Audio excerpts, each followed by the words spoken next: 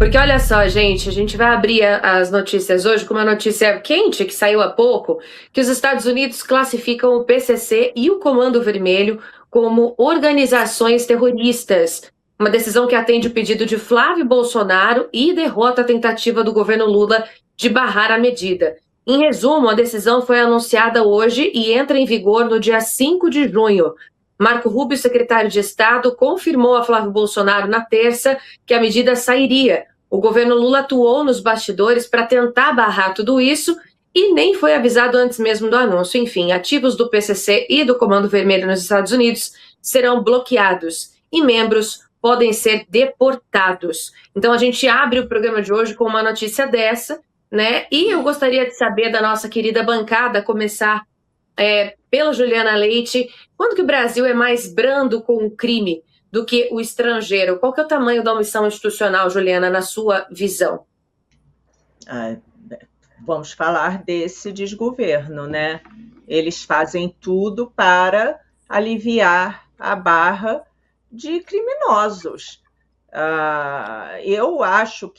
Eu sei que nós não somos categorizados como um narco-estado, mas para mim somos. Ontem eu até fiz um vídeo brincando que quem mandava no Brasil era o Marcola e o Marcinho VP, e eu não deixo de estar correta.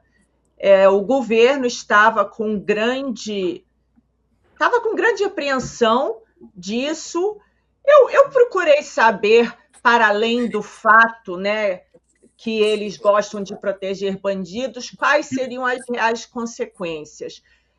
Isso pode complicar um pouco a vida dos bancos no Brasil, né? Porque obviamente que os bancos e as fintechs são usadas para guardar e lavar dinheiro do narcotráfico, muitos sem saber, é claro. Isso seria um problema, mas não é tão complicado. Eu estava entendendo aqui, deixa eu até botar o que eu vi. Peraí, deixa eu ler aqui, que eu estava tentando entender se, para além do fato de que eles adoram proteger bandidos, por que dessa grande, né?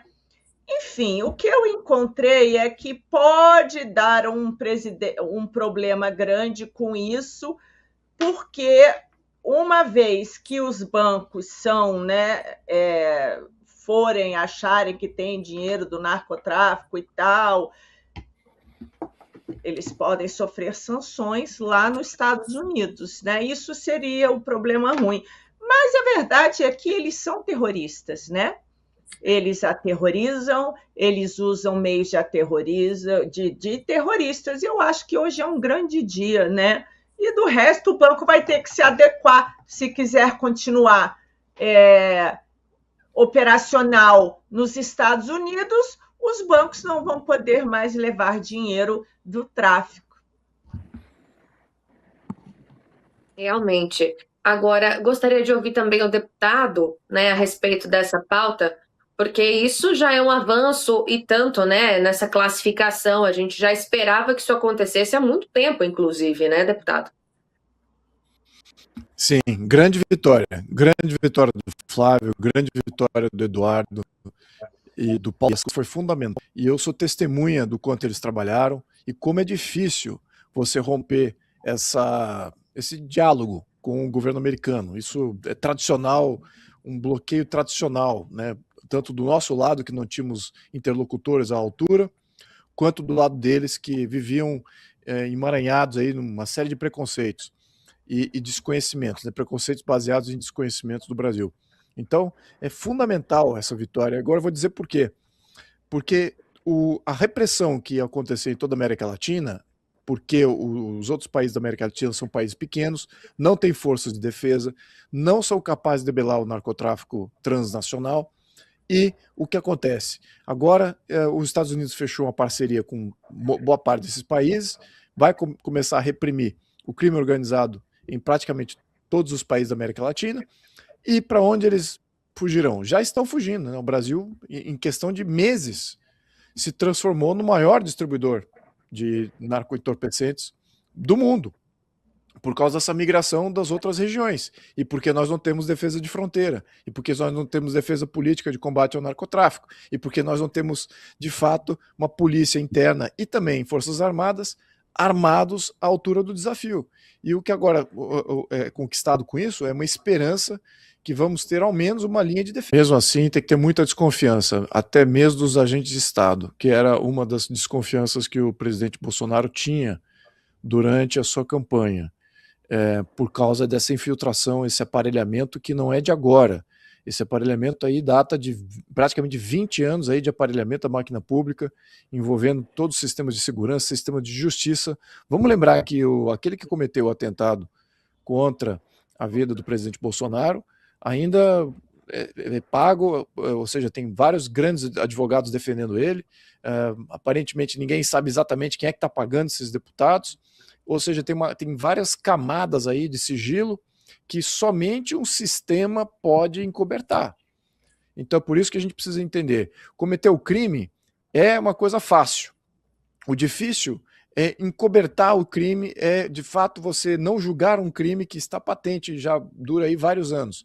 Então, isso requer todo um sistema, requer toda uma máquina, de fato, de defensoria do status quo. Então, vou só lembrar aqui que o nível de roubalheira do Brasil, roubalheira institucional, é um nível de centenas de bilhões de reais.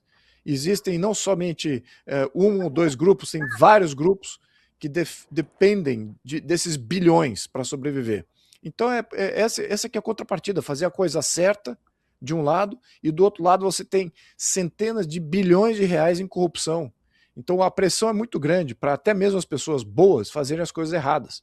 E é isso que a gente precisa ter muita suspeição de todo mundo que faz segurança, de qualquer agente público ou qualquer candidato que venha se colocar contra o sistema. A gente viu que essa questão de atentados se tornou bem recorrente, não somente com o presidente Bolsonaro, também o presidente Trump, os candidatos do Equador, os candidatos na Bolívia, candidatos na Colômbia, até que veio a falecer. Então a gente tem que tomar um cuidado extremo, fora a questão da Maria Corina, que também teve que fugir do país também para não sofrer essas questões, isso na Venezuela. Então a gente vê aí uma onda de atentados de todos aqueles que surgem para combater o sistema. E acho que é isso, isso denota a profundidade que existe aí da corrupção endêmica institucional. Então, de fato, tem que ter muita suspeição também em quem vai prestar essa segurança do Flávio Bolsonaro, qualquer candidato que venha para combater o sistema. Muita suspeição. Com certeza, deputado. É só avisar o pessoal da nossa audiência, inclusive, que está acompanhando com a gente aqui no chat, até a nossa bancada, a gente teve uma pausa aí, a gente ficou um pouquinho fora do ar por um tempo, mas a gente já voltou, já restabelecemos aqui a conexão, estamos tudo certinho, tá bom? Então, só peço desculpas aí para o pessoal que notou essa diferença aí na transmissão. Mas gostaria de ouvir a Carol também em relação a essa situação, né, a essa suposta ameaça que Flávio Bolsonaro pode sofrer aí, pode ter sofrido em relação a Deolane Bezerra. Mas assim, a frase que o MC falou no programa isso é o que falam no mundo do funk, né? Se isso é ou não, se tem ou não envolvimento com a Deolane, isso a polícia precisa investigar, né? Não cabe a gente aqui acusá-la. O ponto é, duvido que exista isso, um murmurinho no mundo do funk de que o Lula vai sofrer um atentado. Então, assim, só você ver quem é que a esquerda vota nos presídios, né? Todos os presidiários em quem eles votam. Votam no Lula, não votam no Flávio Bolsonaro, não votam no Jair Bolsonaro. E aí, precisar de uma segurança extra para um pré-candidato, né, que está liderando as pesquisas de direita, fala muito mais sobre o candidato do que, de fato, sobre uma perspectiva de atentado. É claro que o Flávio corre esse risco, o pai dele sofreu aquela facada, por isso está tão doente até hoje, né?